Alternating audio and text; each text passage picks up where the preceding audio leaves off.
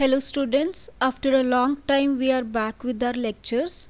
और आज के लेक्चर में हम पढ़ेंगे एथ्यूजा साइनेपियम वाइवा पर्पस के लिए। जैसे कि मैंने आपको पहले भी बताया कि वाइवा में अगर आप सिर्फ एलन से भी पढ़ के जाओगे ना तो आप बहुत ईजिली बहुत अच्छे गुड मार्क्स लेके आओगे वाइवा में।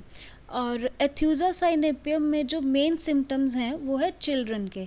चिल्ड्रन में भी डेंटिशन पीरियड में क्या क्या कंप्लेंट्स आती हैं और एपिलेप्सी में। बाकी लेट्स सी कि एलेंस में क्या क्या लिखा हुआ है। Especially for children during dentition in hot summer weather, children who cannot tolerate milk in any form. Easy. Great weakness, children cannot stand, unable to hold up the head. ये जो symptom है ये डिले माइलस्टोन में आता है। आपने बहुत बार clinic में नोटिस किया होगा कि कुछ जो छोटे बच्चे आते हैं they are not able to hold their head, तो उसमें अगर ये सिम्टम आ रहा है we can think of the Aethusa cynapium और या फिर एब्रोटेनम भी दे सकते हैं। Incapacity to think, confused, an expression of great pain, features expressive of pain and anxiety.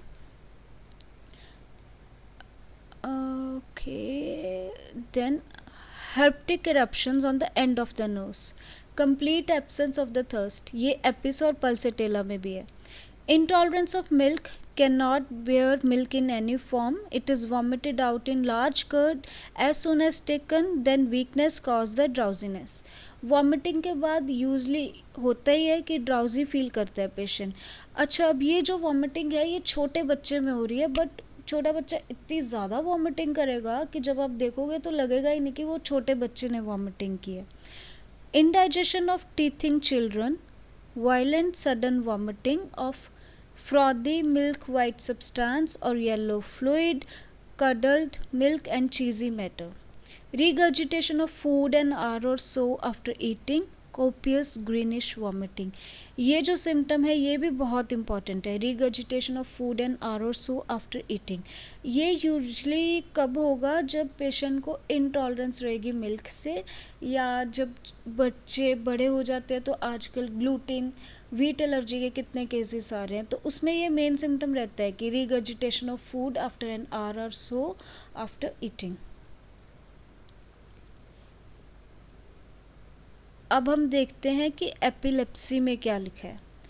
Epileptic spasm with clenched thumb, red face, eyes are turned downwards, pupils fixed and dilated, foam at the mouth, jaws locked, pulse small, hard and quick। Epilepsy में main जो इसका important symptom है वो है कि eyes जो होंगी वो डाउनवर्ड्स टर्न होगी।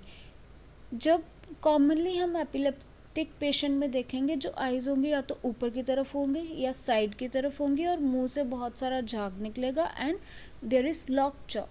इसमें सब सिम्टम्स हैं वो, बट एक जो पिकुलर चीज़ इसको बना रही है वो है eyes turn downwards.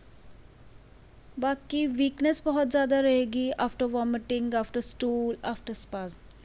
So all right, that was Aethusa cynapium for your viva purpose. तो बस 2-3 मेन सिम्टम है कि इंटॉलरेंस ऑफ मिल्क और एपिलेप्सी में, और indigestion complaints in teething children. ये 3-4 मेन सिम्टम्स हैं। You can go through it and you can come back to the video again, revise the lectures, and that would be of great help.